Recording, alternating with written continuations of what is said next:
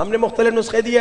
ایک تو آپ کو فوڈ پوائزننگ کے متعلق بتایا, یہ یاد کر لیں انشاءاللہ کھانے سے پہلے اس کا ذکر انشاءاللہ. اس کے علاوہ قرض دار ہے تو 110 مرتبہ آپ کو بتایا کہ پڑھو. ہم نے کہا اگر رزق کے اضافے کو چاہتے ہو تو اس پہ عمل کرو, اگر ڈرپوک ہو تو اس کو زعفران سے لکھ کے دھو کے پیو تو انشاءاللہ خوف ختم ہو جائے گا. یہ دیکھیے کبھی کبھار کچھ خبیث جنات ہوتے ہیں, وہ انسان کو تنگ کرتے ہیں. جنات کسی حد تک تنگ کر سکتے ہیں, جو شرارتی جنات ہیں. مولا علی نے کہا کہ اسے وہ تعویذ دے دے, اور وہ تعویذ دیا, تکیے کے نیچے فرمایا رکھو, اور اس کے بعد دیکھو جن کیا کرتا ہے. اب یہ واپس آتا ہے رسول خدا کے پاس کچھ دنوں کے بعد, کہتا ہے کہ یا رسول خدا اب جن کی چیخیں مجھے سنائی دے رہی ہیں, جن کہہ رہے ہیں معاف کر دو, آئندہ تمہیں تنگ نہیں کروں گا. یہ آج کا نسخہ آپ کی خدمت میں تحفہ. بسم اللہ الرحمن الرحیم.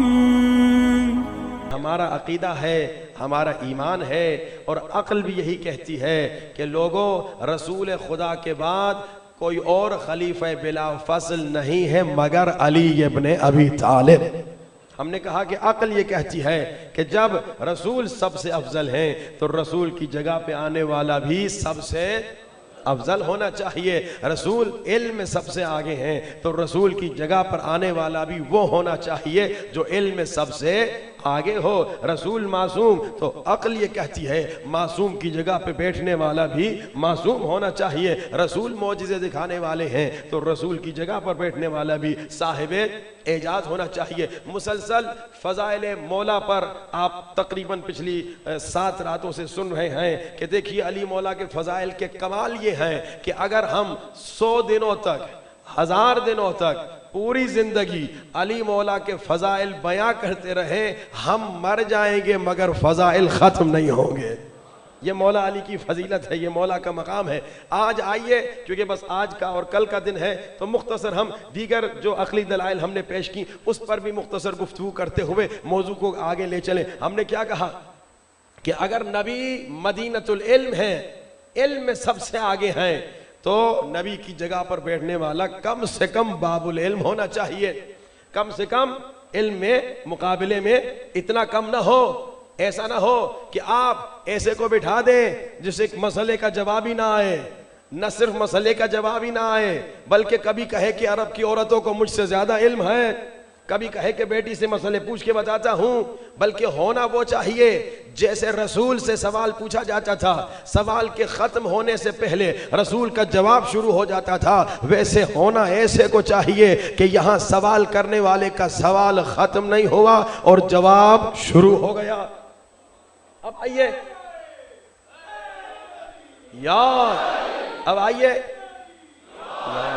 اب آئیے اس پر گفتگو کریں کہ ہمارا عقیدہ یہ ہے کہ علی مولا خلیفہ بلا فصل ہے. اور دلیل کیا ہے؟ دلیل یہ ہے کہ رسول کے بعد علم میں سب سے زیادہ کون ہے؟ مولا علی ہیں. حدیث میں ملتا ہے اللہ کے رسول نے فرمایا حکمت کے 10 قسمتیں ہیں, حکمت کی 10 قسمیں ہیں, حکمت کی 10 لیولز ہیں. حکمت کو اللہ نے 10 نمبر دیے ہیں, ان میں سے 9 علی ابن ابی طالب کو عطا کیے ہیں. پھر آگے بڑھتے ہیں, اللہ کے رسول نے کیا فرمایا؟ انا مدینۃ العلم وعلی بابھا, میں علم کا شہر ہوں, علی اس کا دروازہ. اچھا پھر سنیے, حضرت سلمان فارسی کو اللہ کے رسول فرماتے ہیں, اللہ کے رسول کہتے ہیں سلمان فارسی تم نے مجھ سے پوچھا تھا نا میرا جانشین کون ہوگا, میرا جانشین وہ ہوگا جو علم میں سب سے آگے ہوگا, جو علم میں سب سے بڑا ہوگا. سلمان فارسی نے پوچھا یا رسول خدا وہ کون ہے جو علم میں سب سے آگے ہیں, جو علم میں سب سے بڑے ہیں؟ تو فرمایا وہ علی ابن ابی طالب ہیں, یہ میرے خلیفہ ہیں. اچھا اور آگے بڑھیے, دیکھیے ایک مشہور و معروف آیت ہے, بچے کو شاید یاد ہوگی, سورہ یاسین کی ہے, وَكُلَّ شَيْءٍ أَحْصَيْنَاهُ فِي إِمَامٍ مُبِينٍ. ہم نے ہر چیز کا علم امام مبین کو دے دیا, ہر چیز کا علم امام مبین کو عطا کر دیا. اب تاریخ بتاتی ہے ہمارے سنی بھائیوں کے پہلے خلیفے اور دوسرے خلیفے رسول خدا سے پوچھتے ہیں, کہتے ہیں کہ یا رسول اللہ یہ امام مبین جسے اللہ نے پورا علم دے دیا یہ کیا ہے, یہ کون ہے, کیا یہ تورات ہے تو اللہ کے رسول نے فرمایا نہیں یہ تورات نہیں ہے۔ پھر یہی دو مسلمانوں کے خلیفے پوچھتے ہیں یا رسول خدا یہ امام مبین جسے اللہ نے پورا علم دے دیا کیا یہ انجیل ہے؟ اللہ کے رسول نے فرمایا نہیں۔ پھر انہوں نے کہا یا رسول خدا یہ امام مبین جسے اللہ نے پورا علم دے دیا کیا یہ قرآن ہے؟ اللہ کے رسول نے فرمایا نہیں یہ قرآن بھی نہیں ہے۔ اب انہوں نے کہا یا رسول خدا آپ خود ہی بتا دیجئے یہ امام مبین کون ہے جسے اللہ نے پورا علم دے دیا ہے؟ تو اللہ کے رسول نے فرمایا امام مبین جسے اللہ نے پورا علم عطا کیا ہے وہ ذات علی ابن ابی طالب ہے۔ امام مبین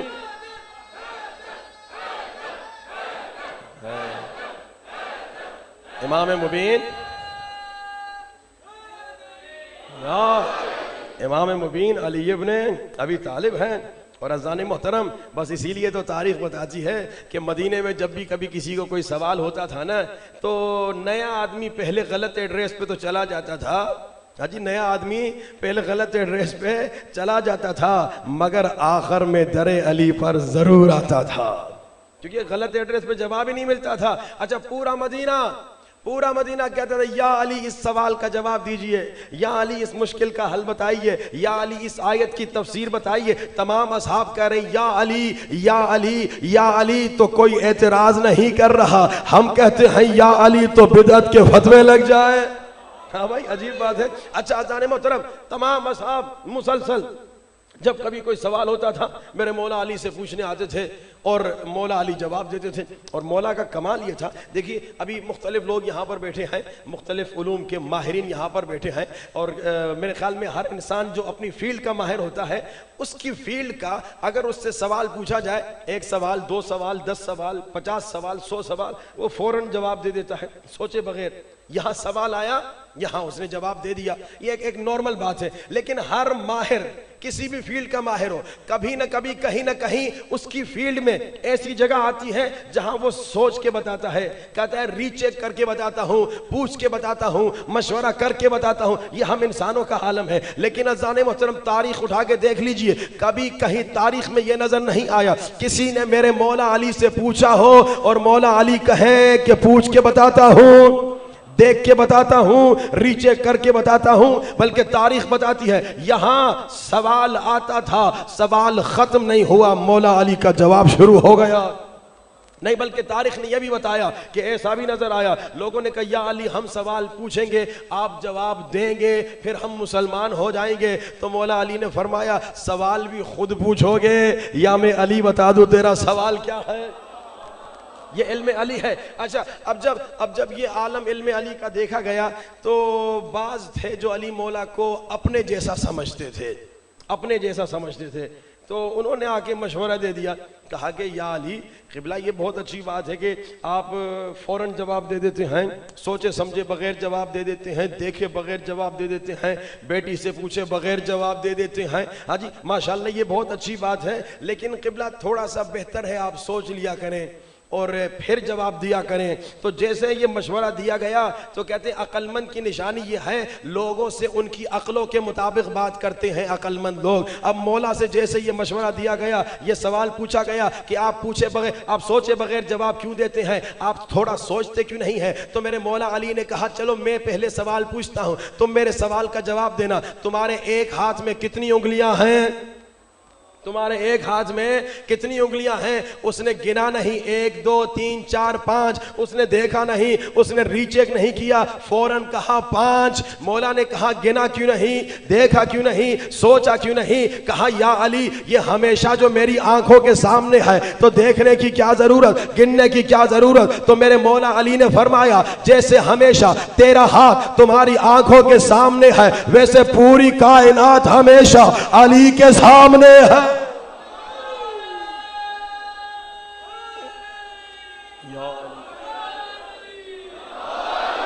ویسے پوری کائنات یا علی، اللہ سلامت رکھے شہزادے کو، تو ویسے تمہارا ہاتھ تمہارے سامنے ہے ویسے پوری کائنات علی کے سامنے ہے۔ اب یہاں پر آئیے آگے بڑھتے ہیں، موضوع کو لے چلتے ہیں۔ میرا سوال یہ ہے کہ جناب جب آپ مریض ہوتے ہیں ماہر ترین ڈاکٹر کے پاس جاتے ہیں، ایسا ہی ہے نا بھائی، جب بیمار ہو گئے ہارٹ اسپیشلسٹ کے پاس جاتے ہیں، اگر ہارٹ کی تکلیف ہے، کڈنی کی تکلیف ہے تو کڈنی اسپیشلسٹ کے پاس جاتے ہیں، ماہر ترین کے پاس جاتے ہیں، اور جب ماہر ترین کے پاس جاتے ہیں تو اس کے مشورے پہ عمل کرتے ہیں یا نہیں کرتے؟ عام طور پہ کرتے ہیں نا. کیوں بھائی؟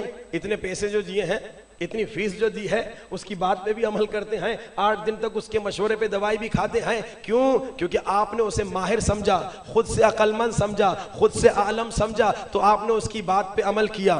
اب سوال یہ ہے، اتنے سارے مومنین اور مومنات 30 سال 40 سال 50 سال 60 سال کے ہو گئے، مولا کی اطاعت کرتے ہیں یا نہیں کرتے؟ مولا کے مشورے پہ عمل کرتے ہیں یا نہیں کرتے؟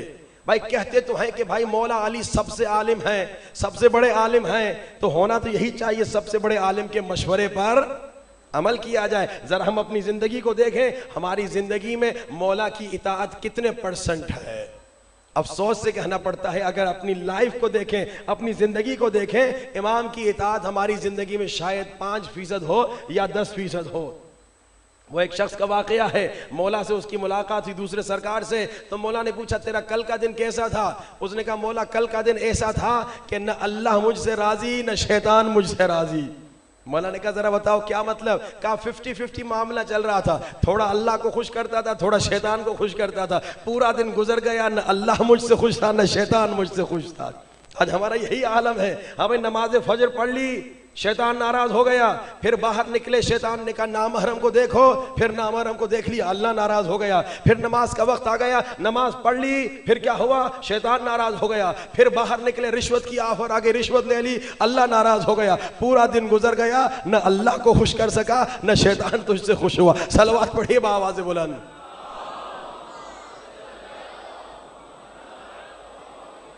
وعجل فرجا. اب آئیے ہم نسخے کی طرف. پہلے تو پوچھوں کس کس نے استغفر اللہ ربی واتوب الیہ پڑھا؟ ہاتھ اٹھائے.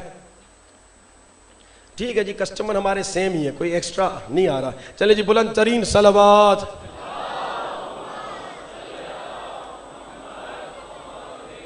اور جو تھکے ہوئے ہیں بلند تر صلوات.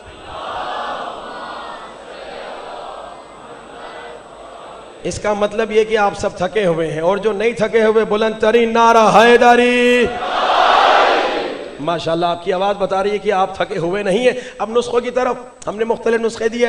ایک تو آپ کو فوڈ پوائزننگ کے متعلق بتایا، بسم اللہ الشافی، بسم اللہ الکافی، بسم اللہ المعافی، بسم اللہ الذی لا یضر مع اسمہ شیء ولا داء فی الارض ولا فی السماء وهو السمیع العلیم. یہ یاد کر لیں انشاءاللہ، کھانے سے پہلے اس کا ذکر انشاءاللہ. اس کے علاوہ سورہ ولادیات 110 مرتبہ آپ کو بتایا کہ قرض دار ہے تو سورہ ولادیات پڑھو. سورہ قدر، سورہ انا انزلنا ہم نے کہا اگر رزق کے اضافے کو چاہتے ہو تو اس پہ عمل کرو. سورہ قاف اگر ڈرپوک ہو تو اس کو زعفران سے لکھ کے دھو کے پیو تو انشاءاللہ خوف ختم ہو جائے گا. اسی طرح حسبنا اللہ ونعم الوکیل 100 مرتبہ، وفوض امری الی اللہ ان اللہ بصیر بالعباد 100 مرتبہ. اسی طرح لا الہ الا انت سبحانک انی کنت من الظالمین 100 مرتبہ. اسی طرح ماشاءاللہ لا قوت الا باللہ 100 مرتبہ. یہ نسخے جو پچھلے آپ کی خدمت میں، اور استغفر اللہ ربی واتوب الیہ جو آپ پڑھے. آج کا ایک نسخہ کیونکہ مومن نے پوچھا تو میں نے کہا چلو آپ کی خدمت پیش کروں. وہ کیا ہے کہ دیکھیے کبھی کبھار کچھ خبیث جنات ہوتے ہیں، وہ انسان کو تنگ کرتے ہیں. اچھا اس میں یہ بات بھی ہے کہ انسان جو ہے نا وہ اس کے بارے میں جتنا سوچے گا اتنا ڈرے گا.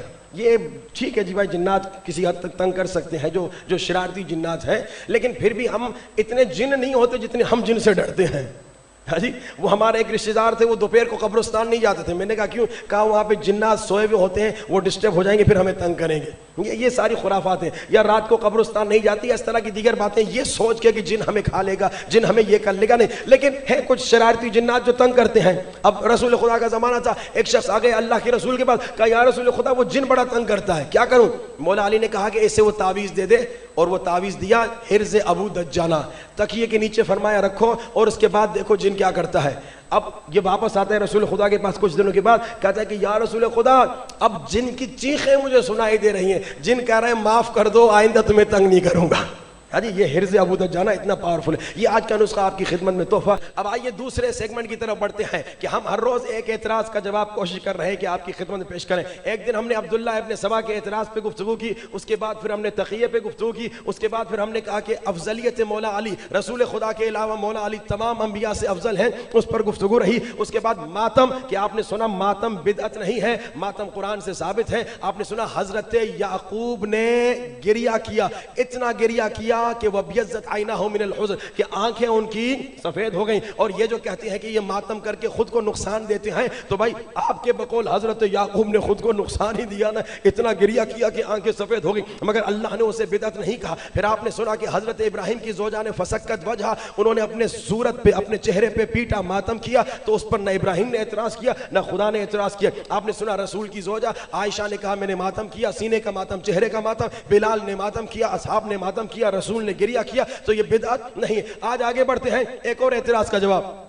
اکثر پہلے دن سے میں نے کہا کہ جو لسٹ میں نے بیان کی تھی, ایک دو مرتبہ لوگوں نے کہا کہ مولانا آپ نے کہا تو تھا لیکن ابھی تک بیان نہیں کیا. میں نے کہا چلے آج اس کا وقت آ چکا ہے. اب دیکھیے ہم پر اعتراض کیا جاتا ہے, کہتے ہیں کہ یہ شیعہ جیسے کہا تھا وہ تقیہ کرتے ہیں, یہ منافقت ہے. اور آپ نے دیکھا قرآن سے ہم نے ثابت کیا کہ تقیہ منافقت نہیں ہے بلکہ ایمان ہے. اللہ نے سورہ نحل میں, سورہ آل عمران میں اور اس طرح سورہ غافر میں بتایا تقیہ کرنے والا مومن ہے. اسی طرح شیعوں پہ تہمت لگائی جاتی ہے, کہتے ہیں بھائی شیعہ متع کرتے ہیں اور متع زنا ہے.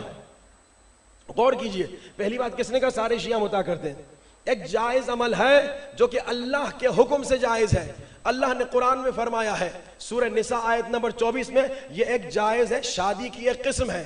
اور جناب بس اب یہ کہ جناب یہ زنا ہے اور شیعہ یہ کرتے ہیں, اور اس کے بعد بدتمیزی اور بے ادبی سے کبھی کبھار بات کی جاتی ہے کہ کیا تم اپنی بیٹی کا متع کرواؤ گے, یا اس طرح کے اس لہجے سے جب گفتگو ہوتی ہے تو یہ وہ لہجہ ہے جس لہجے میں بات کرنا ٹھیک نہیں ہے. کیونکہ اگر اس انداز سے بات کی جائے تو پھر ہمارے پاس بھی بہت ساری چیزیں ہیں, وہ بھی ہم اسی انداز سے بیان کر سکتے ہیں. لیکن ہم نے اہل بیت سے یہ سیکھا کہ ادب سے پیش آئیں اور پیار اور محبت سے پیش آئیں. علمی گفتگو پیار سے ہونی چاہیے. بھائی کہتے ہیں کہ متع جو ہے وہ زنا ہے اور وہ گناہ ہے اور وہ شیعہ کرتے ہیں. بھائی قرآن میں اللہ کہہ رہا ہے سورہ نساء میں آیت نمبر 24 میں اللہ کہہ رہا ہے کہ بھائی ایک جائز عمل ہے اور یہ شادی کی قسم ہے. پانچویں سرکار کے پاس ایک شخص آیا, اس نے کہا کہ مولا متع کے بارے میں کیا فرمائیں گے آپ؟ مولا نے کہا اللہ نے قرآن میں کہا یہ ایک جائز عمل ہے, ایک شادی کی قسم ہے. کہا لیکن عمر ابن خطاب نے منع کیا تھا. مولا نے کہا تمہارے سردار نے منع کیا, تو اس کی بات مان. میرے سردار رسول خدا ہیں اور انہوں نے منع نہیں کیا اور اس کو جائز رکھا گیا. اور جو چیز رسول نے جائز کی ہے وہ قیامت تک جائز ہوگی, جو رسول نے حلال کی وہ قیامت تک حلال ہوگی. جابر ابن عبداللہ کہتے ہیں, اہل سنت کی کتابوں میں روایت موجود ہے, جابر ابن عبداللہ کہتے ہیں رسول کے زمانے میں ہم متع کرتے تھے, ابو بکر کے زمانے میں ہم متع کرتے تھے, عمر کے زمانے میں عمر نے اسے حرام کر دیا. بھائی شریعت تو رسول خدا لے کر آئے ہیں, شریعت تو عمر نہیں لے کر آیا. بھائی پیار اور محبت سے بات کر رہے ہیں, کسی کی دل آزاری مقصد نہیں. عقل یہ کہتی ہے کہ بھائی جو چیز رسول خدا نے کہا حلال ہے اور ابن عباس نے کہا یہ آیت منسوخ نہیں ہوئی ہے, عقل یہ کہتی ہے جو چیز رسول خدا نے جانے سے پہلے فرمایا حلال ہے وہ قیامت تک حلال ہے, اور جو چیز رسول خدا نے کہا حرام ہے وہ قیامت تک حرام ہے. اب کوئی رسول کے بعد اسے گھٹا بھی نہیں سکتا, بڑھا بھی نہیں سکتا. اچھا اب کبھی کبھار اعتراضات ہوتے ہیں کہ بھائی اس میں اور کیا نام ہے اس غلط فعل میں کیا فرق؟ بڑا فرق ہے. یہ پوری شادی ہے, اس میں باقاعدہ نکاح ہوتا ہے, اور لڑکی جو ہے باپ کی اجازت کے بغیر یہ نکاح نہیں لے کر سکتی. اس کے علاوہ جو بچہ ہوتا ہے اس بچے کو ورثہ ملتا ہے, اور شادی کے بعد عدت ہوتی ہے. یعنی وہ پورے شادی کے قوانین ہے, صرف یہ ہے کہ ٹیمپرری ہے اور وہ ٹیمپرری نہیں, اتنا سا فرق ہے. اب اگر کوئی کر نہیں رہا تو اس کا یہ مطلب, یا اگر کسی کو یہ بات سمجھ میں نہیں آ رہی, اس کا یہ مطلب نہیں کہ اس اعتراض کرے دین کے اس عمل پہ اور اسے غلط کرے. بھائی آپ کو سمجھ میں نہیں آتی, آپ نہیں کر رہے, وہ الگ بات ہے, لیکن اس کا یہ مطلب نہیں کہ آپ کہیں یہ فعل ہی غلط ہے, یہ عمل ہی غلط ہے. میں نے کسی ایک مجلس میں کہا تھا کبھی کبھی خواتین جذبات میں آگے کہتی ہیں یہ جو اللہ نے 4 شادیوں کی اجازت دی غلط ہے. بھائی اللہ کو غلط نہ کہو. ہاں ہو سکتا ہے ایک آدمی دوسری شادی کرے, تیسری شادی کرے, پچھلی بیویوں کو بھول جائے, اس آدمی کا کام غلط ہے, وہ اس کی سزا دیکھے گا. لیکن یہ اگر کوئی مومنہ کہے اللہ کا کام غلط ہے, یہ بہت غلطی کر رہی ہے. اللہ سے زیادہ عقل مند تو ہم نہیں ہیں. یہ نہیں کہہ سکتے کہ اللہ کا کام غلط ہے, اللہ کا حکم غلط ہے. نہیں, اللہ بالکل بہترین طریقے سے ہمیں جانتا ہے کہ کیا ہمیں اجازت دے اور کس چیز سے ہمیں منع کرے. ہاں آپ نہیں کرتے, آپ کو پسند نہیں, وہ ایک الگ بات ہے, لیکن آپ اللہ پر اعتراض نہیں کر سکتے. بلند ترین صلوات محمد وعجل فرجم. اب آگے بڑھتے ہیں کامیابی کے اسباب کی طرف. دیکھیے میں نے کہا کہ کامیابی کے اسباب کو اگر سیکھنا ہے تو مولا علی نے خطبہ متقین میں کامیابی کے راز بتائے. کیا فرمایا؟ کامیابی کا ایک راز یہ ہے کہ لوگوں یہ دنیا داری کے شو بازی میں مبتلا نہ ہونا. شوبازی کے چکر میں بڑی ٹی وی خریدنی ہے، شوبازی کے چکر میں بڑی گاڑی خریدنی ہے، دکھاوے کے چکر میں بڑے گھروں میں رہنا ہے، ہاں جی دکھاوے کے چکر میں شادیوں میں ایک ایک رات میں 50-50 لاکھ خرچہ کرتے ہیں، پیسہ ہوتا نہیں ہے قرضہ لے کے، اور جناب دکھاوا ہے، شوشہ ہے، میرج ہال میں فلاں جگہ پہ 5 لاکھ کا جوڑا، یہ سارا شوبازی ہے۔ مولا نے فرمایا اس سے اسٹیٹس نہیں ملتا، فالمتقون ہم اہل الفضائل، تقوی سے انسان کو اسٹیٹس ملتا ہے۔ یہ کامیابی کا راز ہے، اگر انسان متقی بن جائے یہ دنیا کی شوبازیوں سے بچ جائے گا، یہ کامیابی کا راز ہے۔ پھر مولا نے کیا فرمایا، منطقہم الصواب، منطقہم الصواب یعنی کیا، یعنی یہ حق بولتے ہیں، یہ کبھی ظلم کے سامنے چپ نہیں ہوتے۔ کیا مطلب، یعنی ان میں احساس سے ذمہ داری ہوتی ہے۔ انسان یہ احساس ذمہ داری مر جائے تو پھر تم میں انسانیت ہی ختم ہو جائے گی، تقویٰ تو پھر دور کی بات ہے۔ لیکن اگر انسان کے اندر احساس ذمہ داری آ جائے تو احساس ذمہ داری کے نتیجے میں انسان تقویٰ پہ پہنچتا ہے۔ ایک مومن کہتا ہے اس کا بھائی مر گیا، کوئی 30-35 لاکھ قرضہ لے کے مرا، اب جب وہ مرا تو سارے قرضدار آ گئے بچوں سے قرضہ واپس لینے کے لیے، بچوں نے کہا ہم تو نہیں دیں گے، ہم سے لیا تھا، باپ سے لیا تھا، جا کے باپ سے لے لے۔ یاد رکھیے گا یہ بڑے خبیث بچے ہوتے ہیں جو اپنے باپ کا حق ادا نہیں کرتے۔ باپ زمین چھوڑ گیا ہے، باپ پیسہ چھوڑ کے گیا ہے، اب اس سے پہلے کہ تم اس سے استعمال کرو پہلے باپ کی قضا نمازیں ادا کرواؤ، روزے قضا ادا کرواؤ، حج قضا ادا کرواؤ، جتنے قرض ہیں وہ واپس کرواؤ، کیونکہ اگر کسی کا 1 روپیہ بھی تیرے باپ نے ادا نہیں کیا وہاں عذاب دیکھے گا۔ ایک عالم دین کا واقعہ ہے، مر گئے، خواب میں دوست نے دیکھا کہ بھائی یہ عالم دین جنت میں ہے، بڑے نیک نمازی تھے، کوئی گناہ نہیں کیا تھا، مگر دیکھا چہرے میں خوشی کے آثار نہیں۔ کہا کیا بات ہے، جنت میں بھی آپ خوش نہیں، کیا وجہ ہے؟ کہا ہر روز صبح ایک بچھو آ کے مجھے ڈستا ہے اور دوسرے دن تک میں تڑپتا ہوں، پھر دوبارہ آ کے مجھے ڈستا ہے۔ کہا جنت میں؟ اب یہ وہ جنت نہیں جو قیامت کے بعد کی جنت ہے، یہ سمجھیے وادی السلام ہے۔ کہا جنت میں آپ کو تکلیف؟ کہا ہاں۔ کہا کیوں؟ کہا کہ جنت میں اس لیے آیا کیوں غلط کام کوئی نہیں کیا تھا، جنت میں اس لیے آیا کیونکہ علی کا عاشق تھا، علی والا جنت میں آتا ہے، گناہ بھی میں نے کوئی نہیں کیا تھا، لیکن بچھو کیوں ڈستا ہے؟ کہا وہ ایک موچی تھا، میں نے ایک مرتبہ اس سے جوتے سلوائے تھے، 10 روپے تنخواہ تھی اس کی، 20 روپے تنخواہ تھی، 30 روپے، میں نے کہا دے دوں گا بھائی، 10-20 روپے کی کیا ویلیو ہے، میں نے کہا دے دوں گا، یہ پڑوسی ہمارا تو اس کو میں دے دوں گا، لیکن مر گیا، میں مر گیا، دینے سے پہلے مر گیا۔ اب کیا ہوا، بچوں کو بھی بتائے بغیر مرا تھا۔ کہا یہ وہی جو میں نے 10-20-30-40 روپے اس موچی کے پیسے نہیں دیے نا، اس کی سزا میں مجھے بچھو ڈس رہا ہے۔ اب یہ موچی کے پاس گیا، ذرا غور سے سنیے، کسی کے 10 روپے 20 روپے آپ نے کھا لیے تو اب وہ لوگ سوچیں جو اپنی بہنوں کا حق پوری زمینیں کھا لیتے ہیں، ذرا سوچیں، ہاں بھائی 1 ایکڑ کھا لی، 2 ایکڑ کھا لی، 10، نہیں بھائی بہنوں کو کون دیتا ہے؟ کس نے کہا بہنوں کو کون دیتا ہے؟ ورثہ ہے، واجب ہے، دینا ہے۔ اگر تم نے بہن کا حق کھایا تو تڑپو گے عذاب میں۔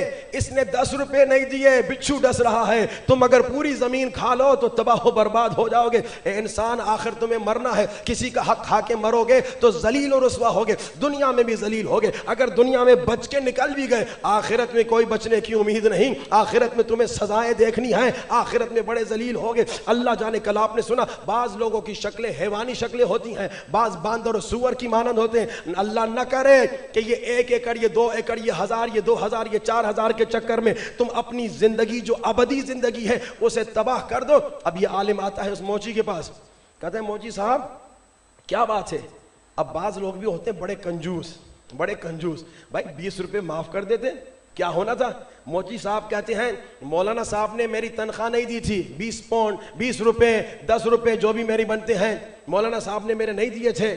میں گیا ان کے بچوں سے مانگنے کے لیے، بچوں نے کہا باپ نے ہمیں کہا بھی نہیں، اسی لیے کہا وصیت لکھنا واجب ہے، کسی سے قرضہ لیا، کسی سے پیسہ لیا، لکھ لو تاکہ اگر مر گئے تو بچوں کو پتا ہو۔ اور اس کے علاوہ جب بڑے معاملات کرتے ہو تو گواہ رکھو، وٹنس رکھو، شاہد رکھو، تاکہ سب کو پتا چلے اگر مر گئے تو کوئی مسئلہ نہ ہو۔ اب کیا ہوا؟ کہا میں گیا مولوی صاحب کے گھر، بچوں نے کہا ہمارے لیے، تو بابا نے کچھ نہیں لکھا، بچے بھی عجیب تھے، 10-20 روپے دے ہی دیتے، آدمی چلا جاتا، نہ بچوں نے دیا اور اس کنجوس نے بھی معاف نہیں کیا۔ یہ بھی کنجوسی ہے۔ ایک مومن آیا تھا ابھی کچھ مہینے پہلے کی بات ہے میرے پاس، اس نے کہا مولانا کوئی 16 سال پہلے میرے رشتہ دار نے مجھ سے 2 لاکھ روپے لیے تھے، اور جب میں اسے کہتا تھا بیٹا، بھائیا، دوست، رشتہ دار میرے پیسے واپس دو، کہتا تھا دیتا ہوں، دیتے 16 سال گزر گئے۔ وہ کہتے ہیں قرض الحسنہ جو ہے نا، اس کو بعض لوگ کہتے ہیں قرضہ لو اور ہنستے رہو، قرضہ لو واپس نہ دو، ہنستے رہو. کچھ لوگوں کا یہ عالم ہے. 16 سال گزر گئے، قرضہ واپس نہیں دے رہا. اب میرے پاس کیوں آیا؟ کہا مولانا بات یہ ہوئی کہ آج وہ رشتہ دار مر گیا جس نے 2 لاکھ نہیں دیے تھے، میں کیا کروں؟ اگر نہ معاف کروں تو وہ تو جہنم میں جلے گا، اور اگر معاف کروں 16 سال اس نے مجھے ذلیل کیا، نہیں دیا. یہ نہیں کہ نہیں تھا، پیسہ تھا کم بخت کے پاس، اور جناب گھومنے پھرنے دنیا بھر میں جاتا تھا، شادیاں کرواتا تھا، ہر کام گاڑیاں خریدتا تھا، مگر میرے پیسے دینے کے لیے کہتا تھا نہیں یہ جیب خالی ہے، یہ دھوکے باز ہے. میں نے کیا کہا؟ جو قرضہ واپس نہیں دیتا وہ اور چور ان میں کوئی فارق نہیں ہے. مجھ سے پوچھا مولانا کیا کروں؟ میں نے کہا دیکھو مومن بھی ہے، شیعہ بھی ہے، تیرا رشتہ دار بھی ہے، اب تیرے 2 لاکھ کی خاطر جہنم میں جلے گا، تو اسے معاف کر دے. اس مومن 2 لاکھ روپے، اس نے کہا مولانا آج میں نے دل سے معاف کر دیا. لیکن اس موچی کمبخت نے 10 روپیہ معاف نہیں کیا تھا. بیچارے مولانا صاحب کو وہ بچھو ڈس رہا تھا. یاد رکھیے اگر کسی نے آپ سے مومن نے قرضہ لیا اور بیچارہ مر گیا اور ادا نہیں کر سکتا، اس کا بچہ یا اس کے رشتہ دار، تو آپ بھی معاف کر لیجئے. اللہ کہیں نہ کہیں آپ کی مشکلات کو آسان کرے گا. آپ کے پیسے کی خاطر وہ بیچارہ تڑپتا تو نہ رہے. صلوات پڑھی بآواز بلند. وآل محمد وعجل فرجهم. اب یہ احساس ذمہ داری پہ گفتگو شروع ہوئی تھی. کیا کہا کہ دیکھو بولو، حق کے لیے بولو، یہ احساس ذمہ داری ہے. اب اس مومن کا واقعہ میں نے سنایا. قرض دار تھا 35-40 لاکھ کا، اس کا بھائی مر گیا، وہ لینے آئے قرضہ. تو کیا کیا بچوں نے؟ کہا بھئی ہمارا کیا جائے، ہم کیوں دیں، باپ سے جا کے لو، باپ تو قبر میں کیسے باپ سے لیں گے. کہا کہ لیکن مجھے احساس ہوا میرا بھائی عذاب میں تڑپے گا. کہ میرے پاس پیسے نہیں تھے، مگر میں نے کیا کیا، جو زمین ورثے میں باپ سے ملی تھی نا وہ میں نے بیچی، اپنے بھائی کا قرضہ ادا کیا. اب ایسی احساس ذمہ داری ہے تم میں؟ اگر ہے تو تم تقوی کی طرف بڑھ رہے ہو، اگر نہیں ہے تو پھر محنت کرو کہ تم میں تبدیلی آئے. آج ایک مومن ملا، اس نے کہا مولانا آپ کے پچھلے عشرے کے بعد کچھ عرصہ میں نے غیبت چھوڑ دی تھی. آپ کے پچھلے عشرے کے بعد میں نے غیبت چھوڑ دی تھی. اس عشرے کے بعد کہا مولانا یہ جو میں فیس بک پہ شارٹس یا پتہ نہیں کیا ویڈیوز چھوٹی چھوٹی ہوتی ہیں نا وہ دیکھتا تھا، وہ چھوڑ دی. میں نے کہا وہ کیوں؟ کہا کیونکہ آپ نے ایک مجلس میں کہا تھا کہ نامحرم کی طرف نہیں دیکھنا چاہیے، چاہے سامنے ہو، چاہے موبائل میں ہو، یوٹیوب پہ ہو، فیس بک پہ ہو، انسٹاگرام پہ ہو. میں نے کہا ماشاءاللہ بہت اچھی بات ہے. کہا مولانا ایک اور بھی اثر ہوا ہے. میں نے کہا وہ کیا؟ کہا مولانا اب میں بیوی پہ غصہ بھی نہیں کرتا، کیونکہ آپ نے کہا تھا غصے کی بہت بڑی سزا ہے کہ رسول کے صحابی کو بھی عذاب ہوا جسے خود رسول نے دفنایا، تو میں نے غصہ بھی چھوڑ دیا. اور تیسری بات کہا مولانا میں بچیاں آتی تھیں، بالغ بچیاں ہوتی تھیں، لیکن ان کے سر پہ ہاتھ رکھتا تھا، لیکن جب سے آپ نے کہا کہ بھائی نامحرم سے دوری کرو تو میں نے ان بچیوں کے سر پہ بھی ہاتھ رکھنا چھوڑ دیا. یہ احتیاط کیجئے. کبھی کبھار یہ ہمارے معاشرے میں کچھ اس طرح کی چیزیں ہوتی ہیں. 15 سال کی لڑکی ہے اور اس کے سر پہ ہاتھ رکھ دیا. اب یہ بالغ لڑکی ہے، اب احتیاط کرنا ہے، اسے سکھانا ہے. امام رضا علیہ السلام کا زمانہ تھا، محمد وآل محمد مولا کا زمانہ تھا. 4-5 سال کی بچی تھی، وہ آئی، ہر آدمی اسے گود میں بٹھا رہا ہے، بچی ہے، پیار کر رہا ہے اور چوم رہا ہے، اور کرتے کرتے مولا کے پاس لے کر آئے. مولا اسے آپ بوسہ دیجئے، اسے گود میں بٹھائیے. مولا نے اسے گود میں نہیں بٹھایا، بوسہ بھی نہیں دیا. کہا مولا کیا جائز نہیں ہے، کیا حرام ہے؟ مولا نے کہا دیکھو یہ 5 سال کی بچی، ابھی سے اس کی تربیت ہو رہی ہے، ابھی سے اگر اس کو نامحرموں کی گودوں میں بٹھاؤ گے تو اس کے لیے نارملائز ہو جائے گا. اس بچی کو بھی 5 سال کی چاہے کیوں نہ ہو، اس کو بھی مردوں میں نہ لاؤ، اس کو خواتین میں رکھو، تاکہ اس کو عادت رہے کہ یہ خواتین میں سے ہے نہ کہ مردوں میں سے. کبھی کبھار میں دیکھتا ہوں ایک باپ ہے اپنی 10 سال کی بچی کو مجلس میں لے کے آ جاتا ہے. ایک مرتبہ میں نے دیکھا تھا، میں نے جا کے بڑے پیار سے نصیحت کی. میں نے کہا بھائی جان آپ اتنی 12 سال 10 سال کی بچی کو مردوں میں کیوں لے کر آ گئے؟ اور ناراض ہو گیا. اس نے کہا مولانا آپ کو کیا پتا میرے گھر کی کیا سچویشن ہے، بیوی بیمار ہے، بیٹی کو مجلس میں لانا چاہتا ہوں. میں نے کہا بہت اچھی بات ہے. تو پھر انسان باہر بیٹھے، یعنی کہ بیچ مردوں میں 12-13 سال کی بچی کو بٹھا دیا. کبھی کبھار تو بعض علاقوں میں مجالس بھی ہم نے دیکھی ہیں کہ مرد عورت مکس بیٹھے ہوئے ہوتے ہیں. بلکہ کل کسی نے مجھے ویڈیو بھی بھیجی، مرد عورت مکس ماتم کر رہے ہیں. بھائی امام کا احترام کرو، امام کے احترام میں یہ غلطیاں نہ کرو جو دشمن کرتے تھے. مرد اور عورت میں جب امام نے کہا فاصلہ ہونا چاہیے، اور آپ سنتے ہیں مسلسل کہ ہماری بیویاں راتوں کو حرم میں جاتی تھیں. کیوں؟ کہ کوئی نامحرم ان کی چادر کو بھی، ان کے سائے کو بھی نہ دیکھے. تو ہم اگر ان کے ماننے والے ہیں تو پھر انگریزی لائف سٹائل ہم کیوں گزار رہے ہیں؟